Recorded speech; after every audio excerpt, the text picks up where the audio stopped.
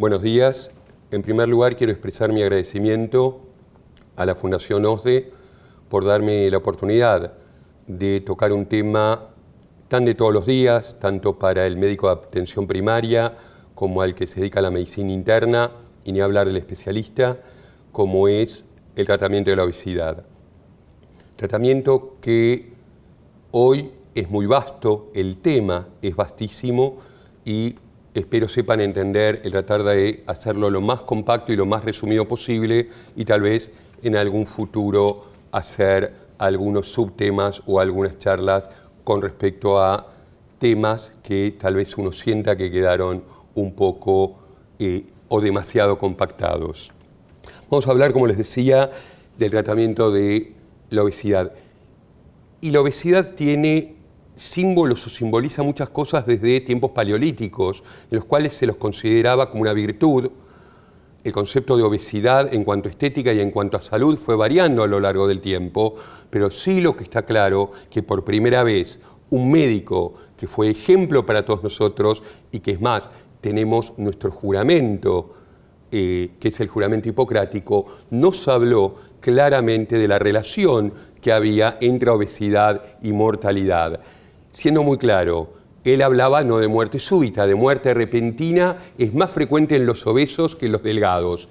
Y las que nos conciben, o sea, las mujeres que no podían quedar embarazadas por estar excesivamente gorda, no pueden quedar embarazadas antes de haber adelgazado. O sea, Hipócrates le da una relación fundamental a la mortalidad y obesidad y a la infertilidad y la obesidad. Y de hecho, Galeno también tiene muchas referencias al respecto. Y definir obesidad, definir es algo difícil. Algunos autores lo pueden definir de una manera, otros de otra, pero traté de buscarle el lado práctico. Traté de hablarles de aquello con lo cual nos vamos a orientar para elegir un tratamiento para nuestro paciente. Y esto es el índice de masa corporal, índice que todos ustedes saben calcular, que lo calculamos dividiendo el peso por la talla al cuadrado en metros, y eso nos va a dar distintos valores que algunos los expresan como kilogramos por metro cuadrado. Un índice de masa corporal normal, como lo pueden ver, es de 18,5 a 24,9. Sobrepeso, que hay quienes lo dividen para diferenciar el pronóstico, puede tener otra en un sobrepeso leve y uno moderado, que también puede ser llamado preobesidad, y la obesidad. La obesidad clásicamente dividida en obesidad 1, 2 y 3, siendo de 30 a 34,9, de 35 a 39,9, y la obesidad 3, obesidad grave, obesidad mórbida, es la que está en los mismos valores o por arriba de los 40. Tengan en cuenta que nos referimos a la obesidad grave, obesidad mórbida, más allá de los 40, pero también nos decidimos a definir la obesidad mórbida o la obesidad grave como aquella en la cual tiene más de 35, pero está acompañada de comorbilidades. Y esto es una curva, como pueden ver, una curva que podríamos llamar una curva en U, en la cual vamos a ver que entre este 18,5, 19 y los 24, 25, la curva esta llega a su valle llegando a los menores valores de mortalidad, y que más allá de el 30 de Body Mass Index, la mortalidad va a aumentar de manera muy, pero muy importante. ¿Y cuál es la morbilidad que acompaña al diabético y que tenemos que evaluar? En primer lugar, las más importantes, la diabetes tipo 2, la hipertensión, la dislipidemia y la enfermedad coronaria. Por otro lado, también suelen acompañar esteatosis, artropatía, apnea del sueño, depresión y el hipogonadismo, que suele relacionarse también con la obesidad, particularmente de un grado moderado a severo.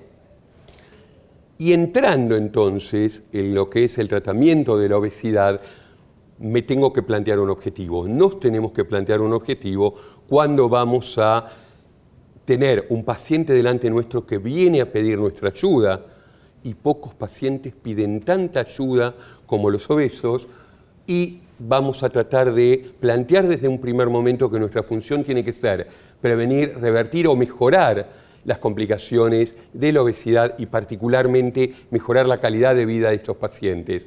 La selección de los pacientes para el tratamiento se basa en la evaluación inicial del riesgo y se basa en una serie de factores que vamos a ver ahora. Como podemos ver acá, parece un cuadro complicado de entender. Obviamente uno entiende que está en letra chica. La fuente es una Circulation del 2014, de buscarlas y tener acceso en vuestro hospital o en vuestro servicio. Este mismo cuadro también lo van a encontrar en el Up to Date. Es simplemente mostrarles, porque después vamos a ir desarrollando cada uno de estos cuadros, cómo ya nos plantea directamente una evaluación o una valoración con un algoritmo en el cual va a dividir en tonos oscuros lo que es la evaluación, y en cada paso nos va planteando distintas alternativas o distintos apoyos terapéuticos ya para este paciente. Los resultados tienen que ser y tener como objetivo la pérdida de peso, pero por favor, con resultados realistas y alcanzables. Deben poder ser individualizados y acordados con el paciente y el médico, ¿sí? Tengan en cuenta que una pregunta que yo suelo hacerle a mis pacientes es qué peso esperan, y si lo veo muy alejado de la realidad, trato de preguntarles o que me cuenten qué entienden ellos por peso ideal. Y terminan sacando la tabla o fórmulas más o menos raras, algunas de ellas usadas por algunos colegas, en las cuales me dice: doctor, yo quiero llegar a esto porque cuando tenía 18 años yo pesaba esto. No es posible. A una persona de 45 años, que por ahí tuvo multiembarazos o no, sedentario, que cambió sus hábitos, que hoy tal vez es portador de una insulinoresistencia, plantearnos que puede volver a pesar el peso que tenía a los 18 años. No lo acompañemos en quimeras, acompañémoslo en objetivos lógicos, llegables, posibles, con lo cual el paciente va a estar contento y tal vez si llegue a ese objetivo esté estimulado para dar un paso más. Tengan en cuenta que hasta hace un tiempo decíamos que con un 10% del peso actual ya había importantes cambios en el pronóstico de ese paciente en cuanto a sus factores de riesgo. Hoy sabemos que con una pérdida del 5 al 7% del peso corporal actual ya hay cambios, ya empieza a notarse y ya hay un impacto importante en lo que son los factores de riesgo cardiovascular.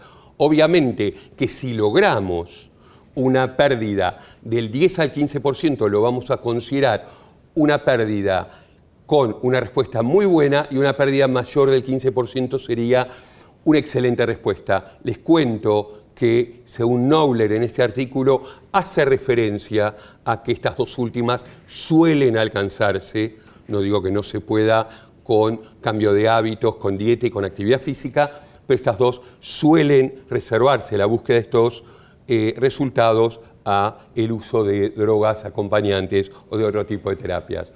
¿Cómo vamos a evaluar el paciente? Ya lo dijimos desde un primer momento: índice de masa corporal, cintura abdominal y las comorbilidades, que ya también las mencionamos, y con eso vamos a volver este cuadro, que no me voy a detener acá, pero vamos a detener este cuadro para pensar realmente qué es lo que necesita nuestro paciente y cómo vamos a ir pudiendo intervenir. Incluso en el contexto del peso normal tenemos la obligación, particularmente los que hacen atención primaria, los que hacen prevención de salud, o simplemente no simplemente algo tan importante como un internista, pero que está su paciente, siempre debe estar acompañado del peso del paciente, el cálculo de índice de masa corporal, ya que hoy por hoy el peso, tanto en el ambulatorio como en el paciente internado, debe ser considerado un signo vital más a ser registrado en la consulta.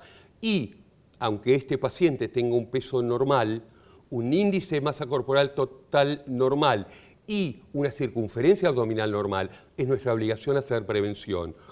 Con lo cual vamos a estar actuando de manera educativa, tratando de evitar de que modifique para mal sus hábitos dietéticos o higiénico-dietéticos, mucho más si tiene herencia de síndrome metabólico y obesidad. Prevenir en estos casos es fundamental. Esto es de alguna manera un poco más colorido. Acá se ve más claramente cómo, sin perdernos en flechas que van hacia distintos lados, nos vemos de vuelta con un índice de masa corporal de 18,5 a 24, 25. Nuestra única participación va a ser la educativa, ahora vamos a volver a esto. Un índice de masa corporal mayor de 25, tenemos que evaluar si tiene o no tiene comorbilidades. Ahora, lo que sí quiero que vean, que siempre, por más que avancemos con la terapéutica, vamos a ver que estamos en distintos grados, pero siempre nos vamos a plantear objetivos de tratamientos claros, llegables, tratando de mejorar y de evitar complicaciones, y si ya las tiene, mejorarlas, hacer modificaciones en las modalidades de vida y de acuerdo al estado en el tratamiento.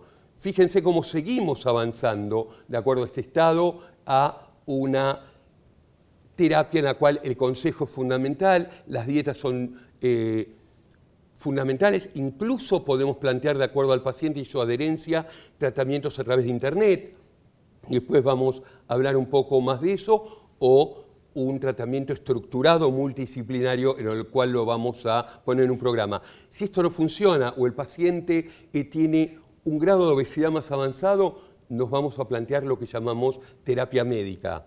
Ahora, fíjense que en el contexto de la terapia médica jamás se abandona lo anterior. No sigue, adelantándome un poco a lo que vamos a ver después, no sirve un tratamiento médico que solo ocupe lo farmacológico y abandonemos la base de todo esto, porque es lo que le va a servir al paciente para el día de mañana, y si tiene un índice de masa corporal mayor de 40 o mayor de 36, si tiene comorbilidades, realmente nos tendríamos que plantear si ese paciente va a necesitar o no una cirugía. Bien, esto es mucho más simplificado. Acá fíjense que estamos en lo mismo, pero esto tal vez les sirva para una manera muy gráfica y muy rápida plantearse el paciente. Volvemos. 20 a 26,9, 20 a 25, perdón, a 26,9, 25 a 27, dieta, actividad física y, digamos, tratamiento medioambiental, siempre con morbilidades o sin ellas, farmacoterapia, no, salvo excepciones, y por supuesto la cirugía definitivamente no. De 27 a 29,9, sí, incluso con comorbilidades, vamos a avanzar, al igual que el anterior. Con comorbilidades este paciente puede empezar a pensarse en un tratamiento farmacológico, tratando de ver si podemos actuar sobre la causa que está ayudando, perpetuando a esta obesidad, y definitivamente no el tratamiento quirúrgico. De 30 a 35, seguimos sin abandonar lo que es el pilar de esto: dieta, actividad física y cambios conductuales. Farmacoterapia, sí, son pacientes que se van o se pueden beneficiar con la farmacoterapia, y, digamos, la cirugía podemos reservarla a situaciones de fracaso, y con pacientes con comorbilidades en 35 a 39 es lo mismo, no abandonar lo anterior, y cirugía en determinados casos, y por supuesto cuando nos viene un paciente con arriba de 40, es una obesidad muy grave, es una obesidad con la cual probablemente el paciente deba ir a quirófano. Como les decía, ¿cómo clasificamos o cómo tomamos decisiones según el riesgo? Y esto es ponerles en extendido el cuadro que antes les mostraba. Un índice de masa corporal entre 18,5 y 24,9, o sea, un índice de masa corporal normal, salvo que la circunferencia de cintura sea alta, que podemos tener un caso así, y lo vemos hoy en día en, digamos, en pacientes orientales, en los cuales pueden tener un índice de masa corporal normal, pero con una cintura alta o que ha ganado más de 10 kilos desde que tenía 18 años, son pacientes en los cuales tenemos que hacer un poquito más que solo hablarle de las desventajas o los inconvenientes que tiene el aumentar de peso, sino tenemos que empezar a pensar en algún tipo de acción para con este paciente, habitualmente educativa, no mucho más allá. El mismo índice de masa corporal entre 25 y 29,9 sin factores de riesgo de enfermedad cardiovascular u otras comorbilidades relacionadas con la obesidad, deben recibir un asesoramiento sobre la prevención, incluyendo ya acá, agregamos hábitos alimenticios y actividad física. A este paciente le decimos, empiece a tener otros hábitos, después vamos a hablar un poco específicamente de los hábitos, pero empiece a hacer algo de actividad física porque es fundamental. ¿Para qué? Idealmente para lograr acomodar el peso y volver a estar en el rango por debajo de 25 o por lo menos para no seguir aumentando, por lo menos en aquellos pacientes que no tienen comorbilidades.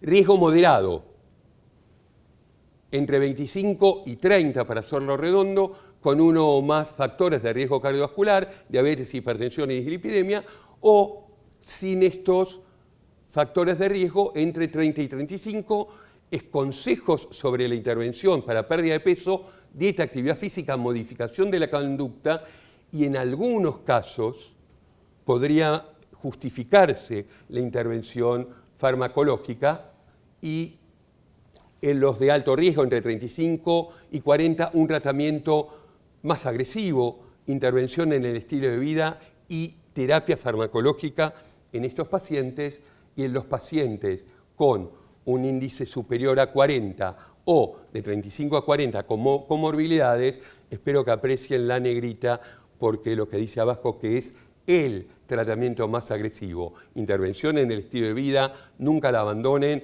terapia farmacológica y cirugía bariátrica.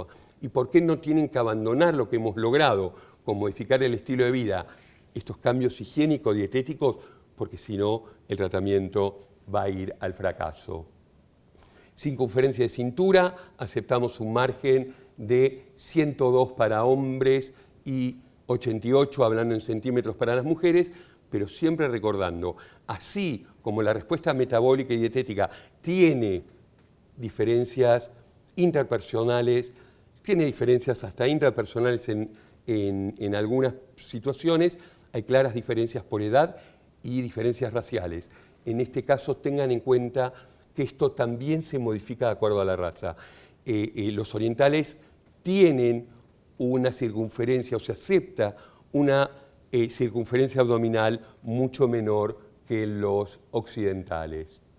Ahora sí, entrando definitivamente al tratamiento, cambio de estilo de vida, esto es claro, piedra angular en el tratamiento de la obesidad. La intervención puede ser integral o lo que llamamos también multicomponente. ¿Esto qué es? Va a ser un trípode.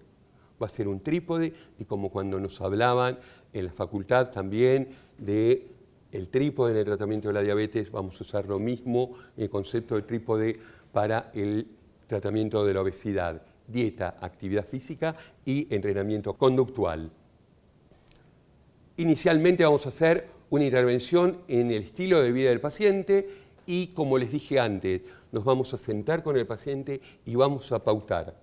Vamos a negociar una pérdida de peso, que habitualmente va a ser al revés de lo que el paciente espera o lo que debería ser. Habitualmente va a ser una búsqueda de pérdida de peso menor a la del paciente espera.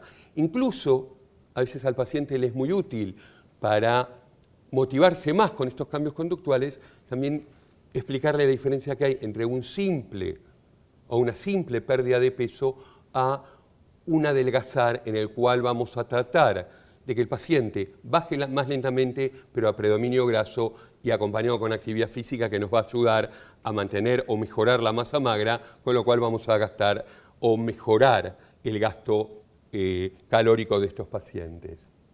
Objetivo, como antes los comentamos, un 7% del peso actual del paciente, que lo pierda, nos tiene que parecer un objetivo fantástico. Y motivarlo en ese momento, que esto hay que empezarlo de a poco, que de hecho no lo toleran habitualmente en un primer momento, que tiene que lograr hacer 150 minutos por semana. Lo ideal, hablamos de vuelta de idea, son 5 veces por semana 30 minutos.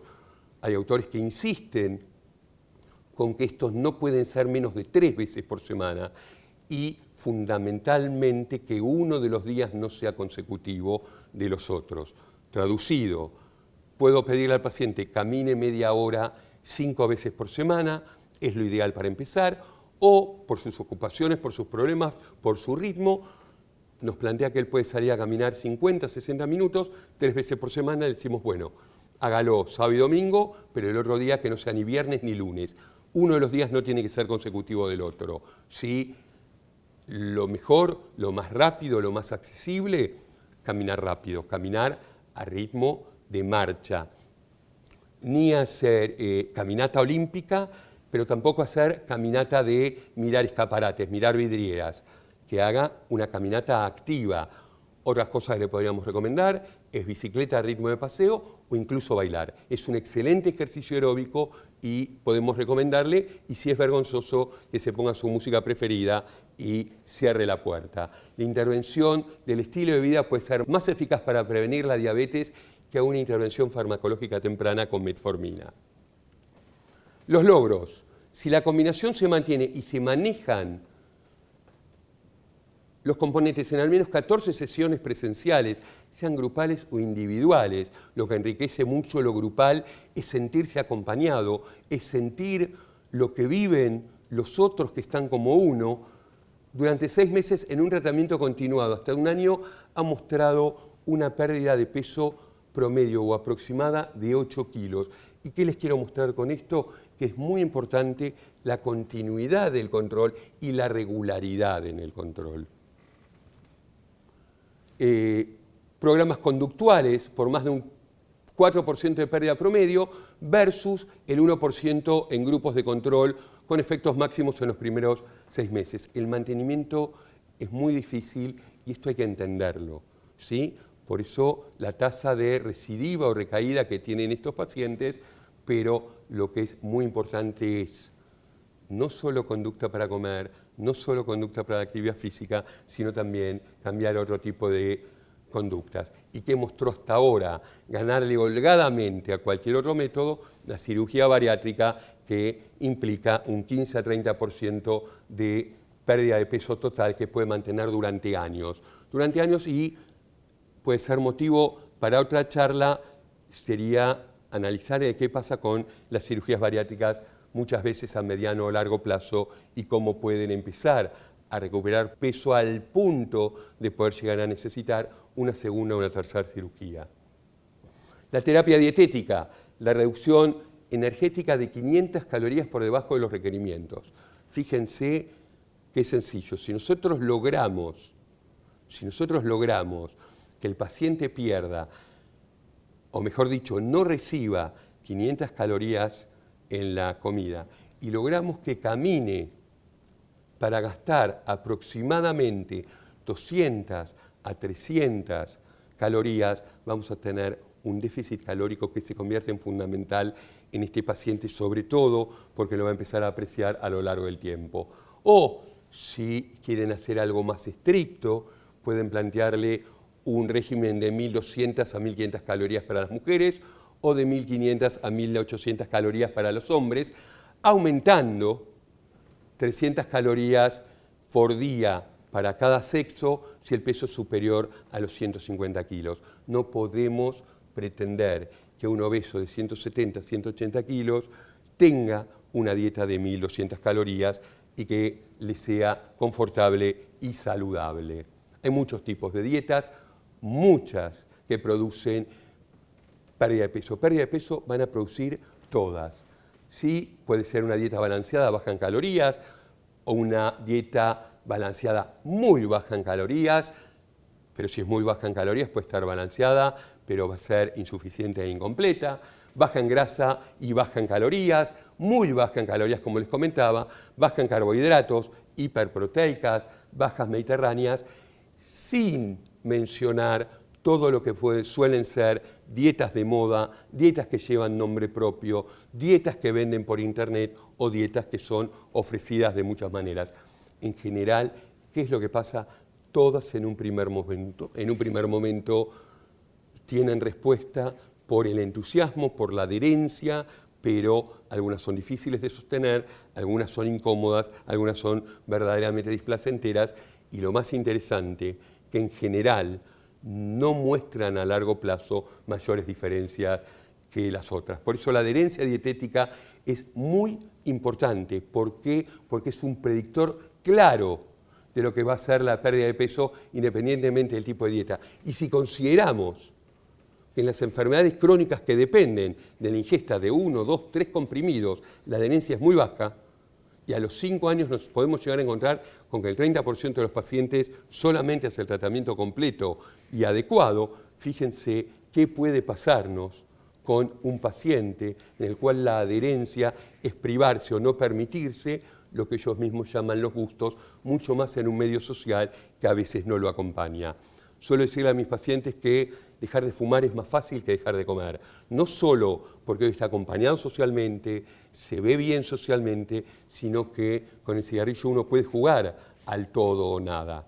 Con la comida no pueden jugar al todo o nada, mucho más cuando de repente tienen eventos sociales, tienen una reunión y viene el típico comentario: dale, ¿qué te va a hacer si te das un gusto? Después podríamos hablar de la diferencia de gusto y tal vez descarrilarse o descarriarse. Entonces, adaptar una dieta que reduce la ingesta de energía por debajo del gasto de energía a las preferencias individuales del paciente, en lugar de centrarse en la composición de macronutrientes de la dieta. Y esto también es una expresión que cada día le usamos más para distintas patologías crónicas. Atención centrada en paciente. No porque sea cómodo, toca abrir el cajón, sacar una dieta preimpresa y dársela al paciente. El primer paso terapéutico del paciente es sentirse acompañado. Y una forma de sentirse acompañado muchas veces es que él vea que el profesional de salud que tiene frente a él se toma el trabajo de escribir, acompañarlo y hacerle sentir que estamos haciendo el tratamiento centrado en él. La adición de asesoramiento dietético puede facilitar la pérdida de peso, especialmente durante el primer año. Tenemos que reeducar a este paciente. Ni hablar si el paciente es un adolescente donde los nutricionistas que nos gusta la educación vamos a ver un efecto multiplicador de salud. Habitualmente cuando atendemos a un chico joven, a un adolescente que vive con sus padres, lleva lo que va aprendiendo en estos consejos dietéticos, en sus asesoramientos dietéticos a la casa, logrando una intervención que va más allá de la consulta. Dietas especiales, como les decía, particularmente a largo plazo. Podríamos hablar y da ese tema en sí para hablar durante más de una hora de los distintos tipos de dietas. Hay trabajos o metaanálisis que llegan a comparar 17 dietas y terminan concluyendo que no hay una dieta especial, una dieta ideal, que algunas pueden ser mejores que otras, de acuerdo al paciente y de acuerdo a la circunstancia, pero a largo plazo los resultados son parecidos, con los cuales no hay diferencias significativas, salvo por los efectos que tiene no solo en lo que hace al peso, salvo, como les decía, la dieta mediterránea, que claramente logra una disminución significativa del peso, una disminución por ende del índice de masa corporal, de la circunferencia abdominal, de la hemoglobina glicosilada, de la glucemia en ayunas y disminuye la insulinoresistencia. Son pacientes que bajan su nivel de insulina, lo cual la hace una dieta muy interesante, no solo para el sobrepeso, sino como dieta saludable, dieta que uno recomienda en general. ¿Qué contra tiene en nuestros medios? Que bueno, no estamos acostumbrados, por lo menos en nuestro país, en Argentina, a un consumo importante de pescado. Y por otro lado, hay que reconocer que parte de esta dieta a algunos pacientes le puede llegar a resultar onerosa. Es más cara que una dieta balanceada de 1.500 calorías sin, digamos, hacer una dieta mediterránea tradicional.